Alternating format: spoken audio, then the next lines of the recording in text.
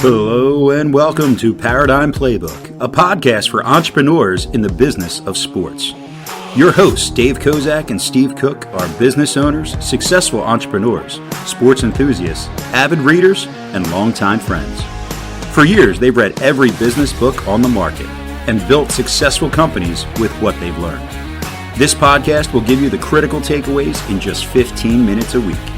It's a quick and easy playbook for building a winning sports business. And now, here are your hosts, Dave and Steve.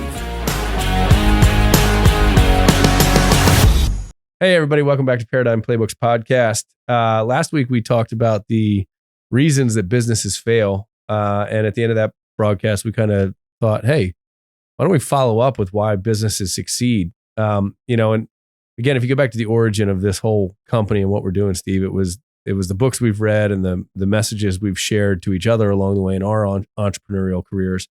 And then trying to bring that to people in snackable bites where they can get the information. And one of the books we talked about was Relentless Solution Focus. And part of the problem-centric thought that they talk about in Relentless Solution Focus is the idea that you focus on the negative. So I think a great juxtaposition here is bringing the positive to what you can do to succeed, as opposed to telling people how not to fail or what makes people fail, right? And I think the key that Jason Selk makes in that book is that you spend too much time in that area. So he literally gives you a minute to flip the switch and move on and focus on the solution. And I think with all the books that we've talked about, so many of them are interrelated and they come back. And so I think we can kind of drill down success in small business down to 3 or 4 keys that big picture are keys. essential. Yeah. Well, and the other thing that he talks about in Relentless Solution Focus, and obviously we're not here to talk about RSF, but if you haven't read it, Relentless Solution Focus is a gem. Is that what you focus on expands, right? So if you focus on all the reasons that you could fail, there's an inevitability there that you're focusing on the wrong thing, right? Let's focus on the reasons you can succeed. So I think the first number one reason that people and companies succeed is because of the people in the company, right? And there are so many tentacles off of people that you can summarize, right? But it's having good people. Yeah, I think was it Gino Wickman in EOS. EOS what talks about what the heck is EOS? Yeah, getting the right people in the right seats. So not only do you have to have good people, but you have to have them doing the right thing, what they're best at. So we're not gonna. Yeah, that's a great point too. Yeah. So I mean, you can have the best accountant in the world, and if you're asking them to, do sales, drill holes, it's not going to work. Exactly. Yeah. And I think that in my experience, as I've expanded my company, finding because in small business, I think there's definitely a correlation to the change or the pace of change in small business is big, right? Because you're constantly making big atides and jobs develop. And that person you started with in a certain role that had big picture responsibility, when you drill down the responsibilities and start creating those job descriptions and things, that person that was really good in all facets may not be the best resource for that one particular facet of things. And you can get better resources out there. And I think it's very difficult.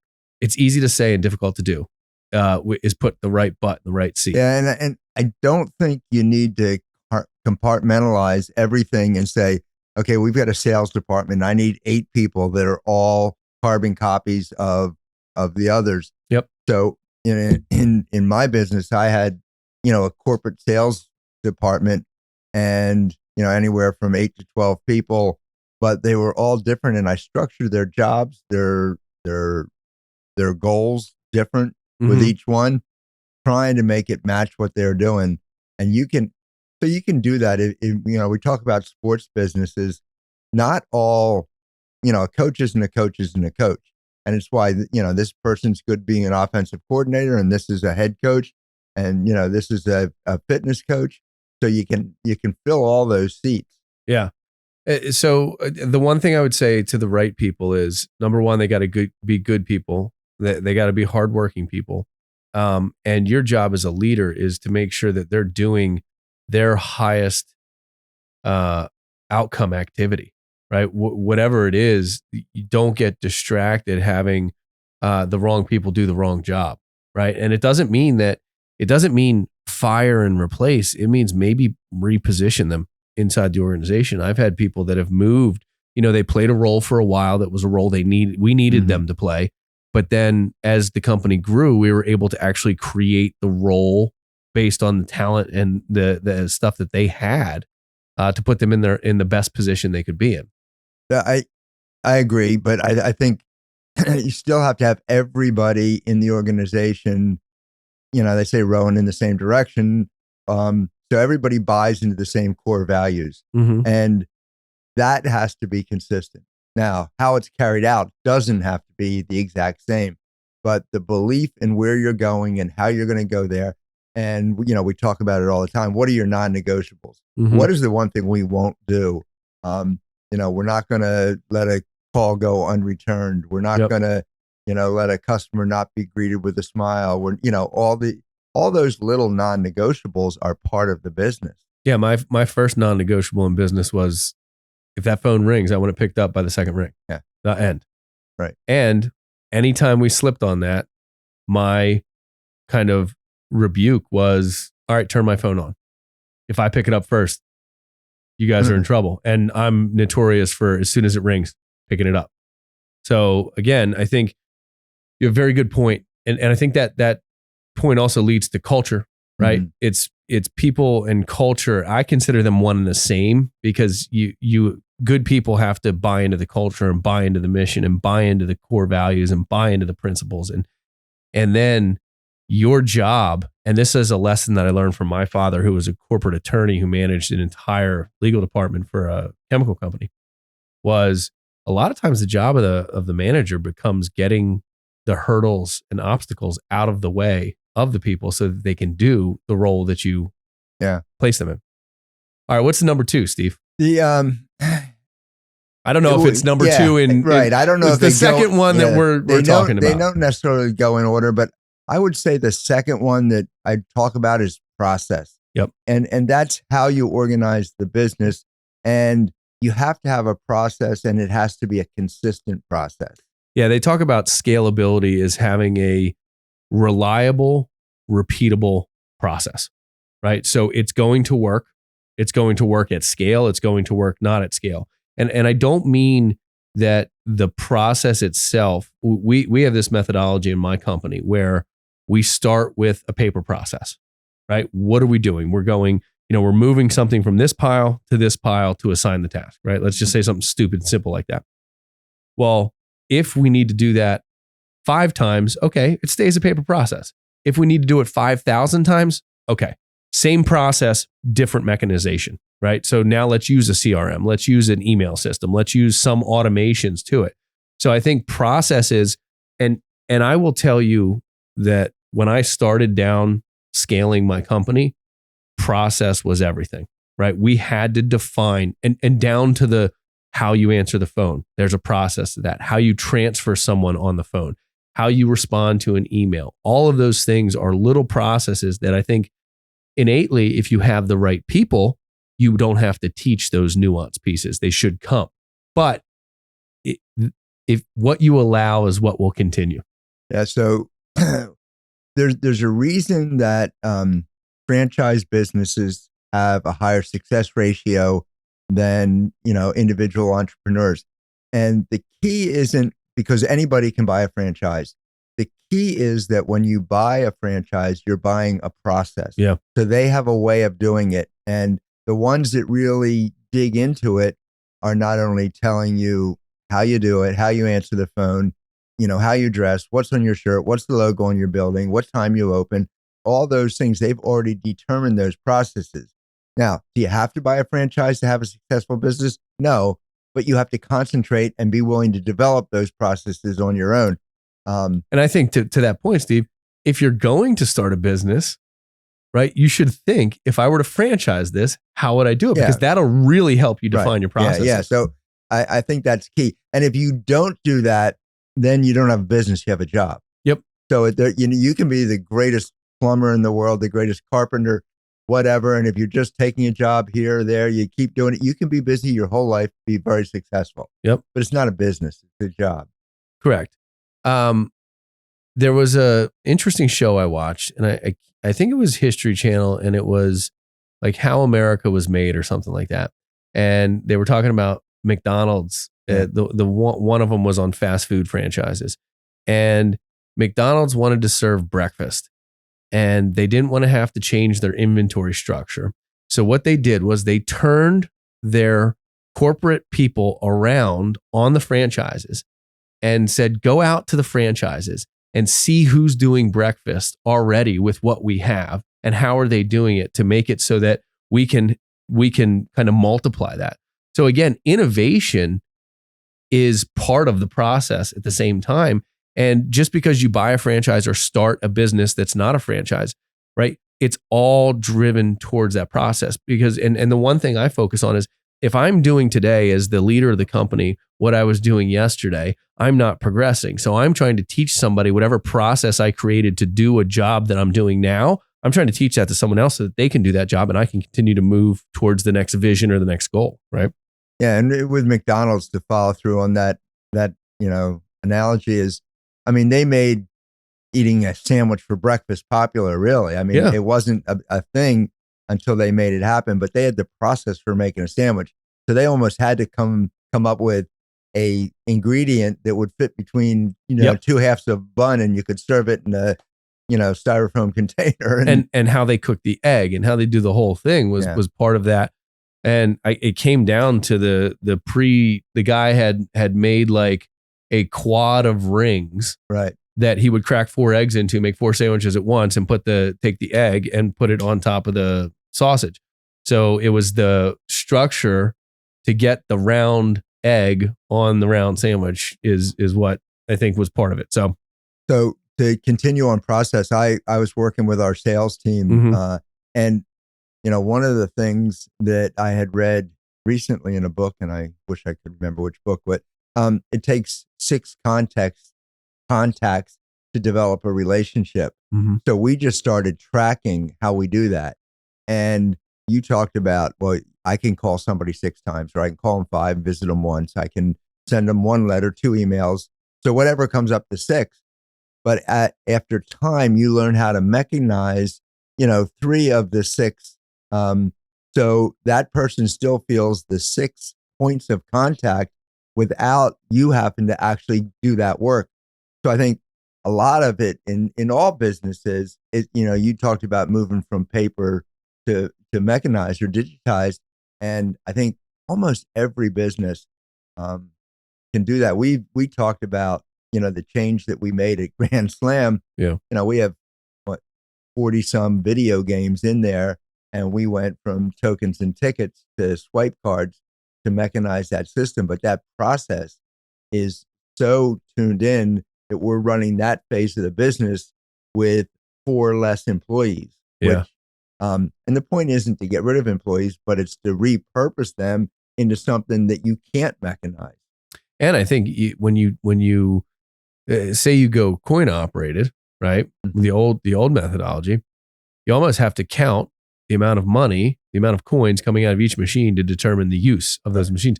Now you just go on a computer system and it says, oh, this one got swiped 10 times more than this one. Put a second machine in and see if you can get 10 times more in both machines versus something else. And you can really go to that square footage conversation. It's interesting. We get that read from someone reading it on a computer remotely and sending us an email saying, your hit to win is not delivering for you. Go check it. Is it in the wrong location? Is it dirty? Is it out of order? If it's not plugged in, whatever.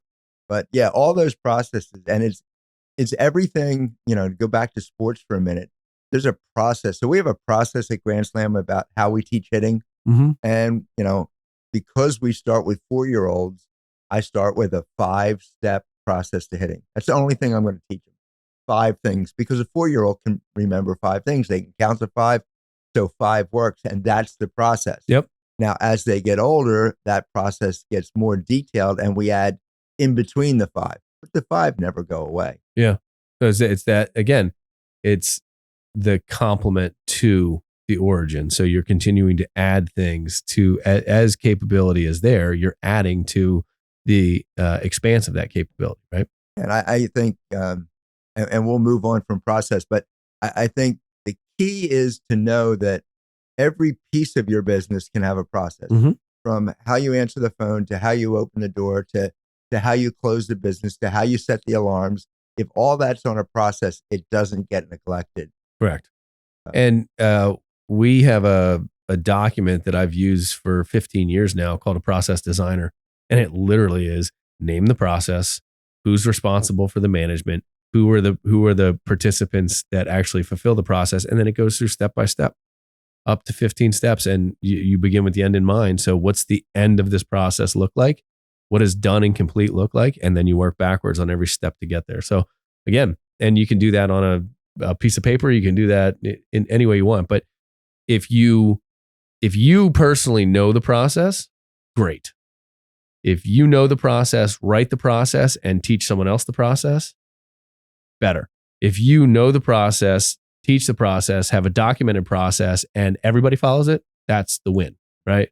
And we talked yesterday, kind of arguing what were the success points, right? Or open dialogue, we'll call it. And the last, we never argue. No, the last one we talked about was timing, and timing to me is a very complex subject matter because it can mean a ton of different things. But the bottom line is your product one that people need in that moment, right? That's the first part of it. Yeah. So we see it or service, product or service. Yeah, we see it in a lot of businesses, in small business. So if you're really into chocolate cupcakes and you think you're going to run a business on only chocolate cupcakes, maybe you don't have enough information about how many people like vanilla or strawberry or something else. And there's another way to do it. We see it in sports all the time. Because we're so into something, we decide we're going to develop a business around this. So do you remember the last bonus point we made last week about why businesses fail, which was stupidity, which sometimes ignoring timing, kind of defines your stupidity when it comes to that. So what was the thing, like coming out with, extended phone cords. Yeah. In today's world when no one uses them, that would be a bad business. So even entering a market into the home, your wired home phone. Right. The technology has surpassed it. A lot of people are leaning towards the cellular as the base phone. Or the only phone. The only phone. Yeah. And so you're getting into something that's a diminishing market. So pay attention to that. I think the other thing that when I talk about timing is the marketing, right? So when are people investigating what it is you're producing, selling, or serving, right? And if you're, say, running ads on TV as an example, which I think, again, is something that is waning, right? If you're running ads during the daytime for a decision that people make together at nighttime, timing is huge on that, right? You gotta the product price, place, and promotion all have to jive with what you're trying to do. So again, I think timing is, and we can go right to people, right? When do you hire? What's the timing of that? Like, do you do it as you're approaching capacity or after you've hit capacity? And who do you hire first? Who do you hire second? Or does it cause capacity? Yeah, right. Like timing is a huge thing across the board. I think you get timing in what you're going to do. So the timing of how you start a business, then the timing on how you grow the business, and that's hiring, adding processes. That's all the timing of that. And then we talked in a previous podcast about Blue Ocean strategy, and which is basically saying it's the pivots within the business. And when is it time to pivot? Some people make the right change, some don't. Maybe an example that timing was off was when Kodak denied going digital. Yeah. And because it was going to cut into their film sales. Yeah. Well, there are no film sales anymore and everything's digital. And it was, poor timing on their part. But Blockbuster is another one that didn't get the timing just right. So there's a ton of businesses, and what that requires, and you talked earlier about as the entrepreneur, as the leader of this business, you have to, you can't be always the one baking the cookies, because you have to be looking at the market and being out there. And one of my talks, I give keys to, growing your business. One of them is get the heck out of the business. Yeah. You have to know what's going on in the world so you know how to time your pivots. And funny you say that, because I think there is a time in business where you don't get out of it. You don't take the broad picture. You put your head down and you crank to get to a level where you do have, where the timing is right to go out and see what others are doing, right? One of the other pieces of timing that I think is critical, because we talked about processes, and I have watched businesses fail because they focused on processes that were not applicable to the business at that time, right? Let's build this process out so we can do it. But they failed to go get customers to have that process that is completely done, ready to rock and roll and scalable, but they didn't have the customers to scale it. And so they spent time, effort, and energy and money on the mechanization of the process when the process was at phase one. It should have been at phase one because they didn't have enough customers to build it the way they did. So I think you have to, all of this is a growth oriented thing. And I think one of the best lessons I ever learned in business was early on. I had a coach or mentor that said to me, when you have $100,000 business, you got $100,000 business problems, and they seem insurmountable at the time. But when you have a $500,000 business, you got $500,000 business problems, and all you want is a $100,000 business problem. And when you got $1 million business, you got $1 million business problems, and all you want are the $500,000 problems. And so you can't think about $1 million problems when you got a $100,000 business. You got to think about the $100,000 business problems, and you'll look retroactively, and you'll be able to make those what become less significant decisions much easier because you'll have had the practice to do it. So again, I think there is something to foresight, like keep your eyes on the future, but at the same time, you gotta work in the moment that you're in too. To swing all the way back to RSF, Relentless Solution Focus, that you talked about early in the podcast. The beauty of that book is it applies at all those levels. Agreed. At the $100,000 level, the $500,000, the multi-million-dollar level. It's still, you got a problem, get to the solution, try something that may work. And if your solution fails, it fails, but you move on. I think if you want to tie those keys, so we have people, process, and timing. And I think you mentioned earlier in our discussion that the next key is whether it's grit or focus or discipline. It's your head down, and so maybe it's commitment. Yep. So you need to be committed to do that, and you have to have a team of committed people.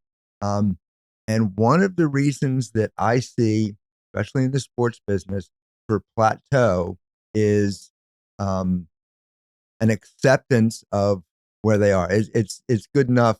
And those that grow and continue and stay in business and either legacy it out or sell it or scale it or whatever, it's because growth is an integral part from day one.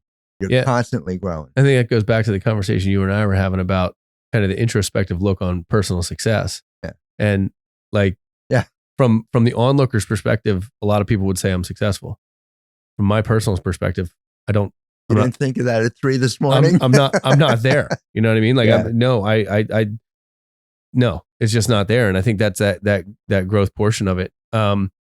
So again, I think the people, the process, the timing, and I want to circle back to that grit, that determination thing, because I don't know where I heard it, but it sunk in and it really had an impact on the journey I'm on now to model behavior for my kids as they try to get to be athletes, right?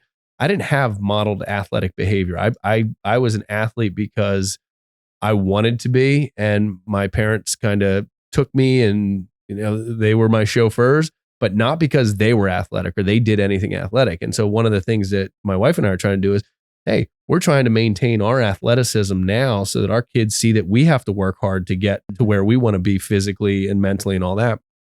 And there was this presentation that was given about motivation and discipline and the difference between motivation and discipline. And I think this is a very key point in this whole thing. Motivation comes and goes. It wanes. Some days you're very motivated. Some days you're unmotivated, right? A certain trigger can motivate you and a certain trigger can unmotivate you, right? But discipline is what you do when you're not motivated. And that to me is the difference, and the grit piece that we're talking about is knowing that some days you're just not going to want to do it. You're not going to want to grind, but you grind anyway. And that grit will follow through. And there will be certainly waves and objectives and hurdles that you got to overcome that are painful to overcome. But discipline is doing it even though you don't want to. Right. And 2 books to bring up. So the book Grit, well, that was Carol Dweck. She write Grit? No, hers was Mindset. Mindset, no. I'm drawing a blank who wrote. But they actually went in there and tested it and measured, from the students at the Naval Academy. And, they did all this study, and of intelligence, skill, and grit, the best predictor of success in life is grit. Yep. And above skill or intelligence. By the way, do we do this all the time? Every time we talk, I have to present a new book. Yeah. So another new book I read was written by Bo Eason. Bo Eason was a NFL safety. Interesting story. He wrote a plan for his life when he was 8 years old. Interesting. He's the brother of Tony Eason, was the quarterback for the New England Patriots for a while. He was there before Brady, so that's why nobody remembers him. Got it. So, but he talks about exactly that discipline is what, in athletics, the disciplined athlete is the one who does everything that nobody else wants to do. Yep. And that's why they look a little weird. They stand out as being strange because they're doing things. He wanted to be a safety. He knew he wanted to be a safety. So when they ran sprints, he ran them backwards. Huh. It's just an odd thing, but it worked for him. Yeah, no doubt about it. All right. We have exhausted time today. We could go on this subject for forever. But again, the idea here is the 3 things. And as you can see, the 3 points that we made, the people, the process, and the timing all have tentacles that split off. And they all tie together. And they all reconnect in the web, right? Absolutely. So again, I hope you guys learned something. This has been Paradigm Playbooks Podcast.